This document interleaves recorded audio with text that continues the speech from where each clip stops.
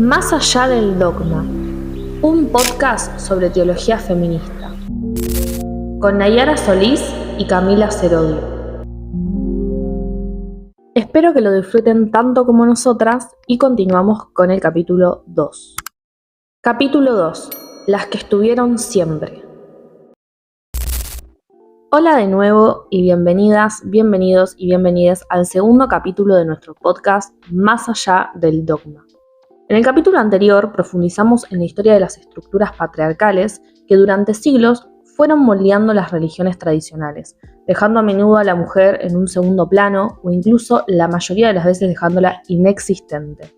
Por eso hoy vamos a explorar cómo el feminismo emergió como una voz crítica ante esta realidad, poniendo en evidencia que hubo un recorrido histórico y una participación muy significativa de las mujeres dentro de la religión. Queremos mostrarles que la historia no termina solo en lo que cuenta la Biblia. Hoy vamos a hablar de cómo, a pesar de aquellas omisiones, del olvido o peor aún de las transformaciones y tergiversación de los hechos, sí hubo mujeres acompañando el proyecto de Jesús. Mujeres que creyeron, lideraron, acompañaron y cuya presencia fue fundamental para poder hacer que la palabra de Dios llegue a diferentes comunidades. Entonces te pregunto, ¿vos crees que es posible encontrar más sobre las mujeres dentro de la religión? ¿Podemos releer los manuscritos con nuevos ojos para descubrir aquellas figuras femeninas? La respuesta es un rotundo sí, y para eso necesitamos una herramienta clave, que es la hermenéutica feminista. La hermenéutica feminista es en esencia una relectura crítica de los textos sagrados y la tradición cristiana. No se trata de inventar historias, sino de aplicar una lupa a lo que ya existe, una lupa informada por la experiencia y la perspectiva de las propias mujeres.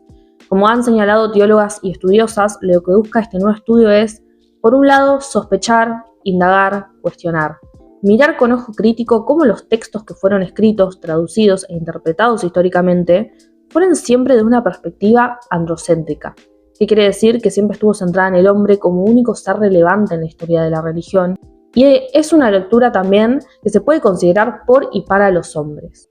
Esta perspectiva tranquilamente pudo haber silenciado o distorsionado en el proceso las voces femeninas, pero la pregunta acá es ¿por qué? ¿Qué no se contó entonces? Cuando hablamos de una hermenéutica feminista, hablamos de la hermenéutica de la memoria. Hay un trabajo activo para recuperar el lugar de aquellas mujeres en las tradiciones bíblicas y religiosas, retomando sus roles, su liderazgo, la influencia en los movimientos religiosos que fueron invisibilizados. Me gusta que esta interpretación no trata solo de señalar la opresión y lo que sufrieron las mujeres a lo largo de la historia, sino también redescubrir aquellas figuras femeninas y reinterpretar los textos de forma que promueva esa justicia y la igualdad de género que tanto queremos. El primer paso para entender esto es entender que la fe, lejos de ser un instrumento de opresión, es en realidad una fuente de sanación y empoderamiento para las mujeres, y por ende para toda la comunidad. El problema es que toda la vida nos contaron otra historia, nos hicieron creer que la religión, que la fe y poner nuestra energía en aquello universal, aquello que creemos fuertemente, incluía necesariamente sacrificar y abandonar un montón de aspectos por el simple hecho de ser mujeres. Porque lamentablemente, y es una realidad, existe un gran sector privilegiado y poderoso que en nombre de la fe utilizó a Dios para imponer de manera eficiente una estructura social y patriarcal. Bueno, con esta perspectiva, entonces podemos ver con claridad que no es que las mujeres no estuvieron, sino que sus historias fueron contadas desde otros ojos o simplemente ignoradas. Pensemos, por ejemplo, en la figura de María Magdalena. Durante muchos siglos, la figura de María Magdalena fue reducida casi exclusivamente, diría, a la de una prostituta arrepentida. Una etiqueta muy moralista que la despojó de su verdadera identidad, que era ser una compañera, discípula y seguidora más fiel de Jesús. De hecho, se cree que fue una de las discípulas más importantes por los grandes conocimientos que tenía y toda la información que le brindó a Jesús para poder elaborar su proyecto revolucionario. Esto se descubrió al examinar los evangelios canónicos, en donde descubrimos una realidad muy diferente a la que sostenía la religión ortodoxa. En primer lugar, María fue una de las discípulas más cercanas a Jesús, que lo siguió y lo apoyó siempre, siendo su compañera más fiel. Por otro lado, también fue la primera en verlo resucitado, según los propios evangelios. Y por esto mismo es que también fue llamada por muchos apóstol de los apóstoles, porque fue la primera persona que proclamó la resurrección de Jesús a los demás. Pensemos un momento en el peso de ese título en aquel contexto. Entonces, ¿por qué fue degradada y reducida a un estereotipo tan misógino? Algunos de los motivos que estuvimos pensando con Cami es porque fue una mujer con una gran voz y una autoridad espiritual, era demasiado disruptiva para la iglesia patriarcal de ese entonces, que se estaba construyendo, y también silenciarla era una forma de controlar aquel mensaje de la mujer en ese entonces y el poder que implicaba su figura. Y lo peor es que María Magdalena no fue la única. En todas las religiones hay mujeres invisibles que estuvieron presentes, que sostuvieron la fe y cuyos roles fueron minimizados. Algunos ejemplos breves los encontramos en el Antiguo Testamento, donde existió figuras como Débora, una jueza y profetisa que lideró a Israel en la batalla. Después también está Ruth, una mujer migrante que demostró una lealtad inquebrantable y se convirtió en un eslabón clave para continuar con el proyecto de Jesús en Israel. O Esther, que fue una reina judía de Persia que arriesgó su vida para salvar a su pueblo del exterminio organizado por Amán, un oficial del rey. En el Nuevo Testamento, además de la figura de María Magdalena, podemos mencionar a Priscila, una colaboradora de Pablo en la evangelización, incluso mencionada antes que su esposo, o a las diaconisas, en las primeras comunidades cristianas, que eran mujeres líderes y trabajaban al servicio de los enfermos y más necesitados. Ellas eran bendecidas para ejercer determinados ministerios incluso, y especialmente asistían en los bautismos de las demás mujeres. Estas mujeres fueron muy importantes en su historia, fueron revolucionarias.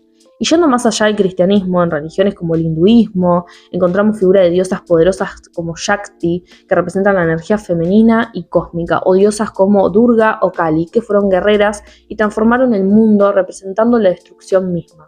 Lo mismo pasó con el budismo, figuras femeninas importantes que en religiones fueron relegadas a un segundo plano por imposiciones patriarcales, porque capaz no eran lo suficiente convenientes para incluirlas en su historia, porque ¿qué podrían aportar estas mujeres? ¿Por qué sería beneficioso de alguna manera demostrar que el género femenino también podría crear, destruir, imponer o enseñar?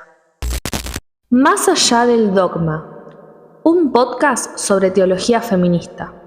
Hasta acá vimos cómo la hermenéutica feminista nos ayudó a revisar la historia y a desenterrar a esas mujeres poderosas. Pero el impacto de esta perspectiva va mucho más allá de la recuperación histórica. Un pilar central de la teología feminista es la legitimidad de aquella experiencia vivida por las mujeres como una fuente crucial de conocimiento teológico y religioso. ¿Qué significa esto? Significa que las luchas, la sabiduría, la espiritualidad, los dolores y las alegrías de aquellas mujeres no son meras anécdotas personales. Son en sí mismas un punto de partida válido y necesario para repensar sobre Dios, para repensar sobre la fe, sobre la moral y sobre la comunidad. Cuando una mujer reflexiona sobre su fe desde su vivencia de desigualdad, maternidad, cuidado o resistencia, esa reflexión tiene un valor teológico inmenso. Esto nos lleva a reconocer la diversidad de expresiones de la experiencia religiosa femenina. No hay una única manera de vivir la espiritualidad como mujer. Puede ser desde la espiritualidad más doméstica y cotidiana, que se manifiesta en el cuidado del hogar y la crianza, hasta el liderazgo comunitario y público en espacios religiosos o políticos, desde las formas más tradicionales de devoción hasta la creación de nuevas expresiones y luchas. Todas estas formas son válidas y transformadoras. Así que desde lo personal, para mí hablar de estas mujeres y de la experiencia femenina es un ejercicio muy inspirador. Es hacer memoria. Es reconocer que la fe no es ni fue siempre un asunto exclusivo de hombres, ni tiene por qué serlo, pero también es preguntarnos, bueno, ¿a quiénes escuchamos hoy en los espacios religiosos? ¿Cuáles y quiénes son las voces que seguimos silenciando o subestimando? Recuperar estas historias y validar la experiencia femenina no es un simple parche que hay que poner sobre la religión, para nada. Es una forma radical de comprender que la fe puede ser una herramienta de liberación y no de opresión. Nos invita a construir una espiritualidad más justa, inclusiva y verdadera, real, donde la experiencia femenina es valorada y reconocida como una fuente genuina de sabiduría. Es entender que la fe y nuestras creencias, para ser completas, tienen que reflejar la diversidad de la creación. Deben reflejar las múltiples formas en lo que lo divino se manifiesta. Y esto nos incluye a las mujeres, a las diversidades, porque todos los seres humanos formamos parte de lo divino, de esta creación. Este descubrimiento y relectura abren la puerta a una forma completamente nueva de pensar a Dios y a la religión. Por eso, en el próximo episodio vamos a profundizar en cómo todo esto nos lleva a la teología feminista, una teología liberadora, crítica y sobre todo profundamente espiritual que nos muestra nuevas maneras de creer y hablar de Dios. Nosotras somos Nayara Solís y Camila Cerodio y esto fue Más allá del dogma.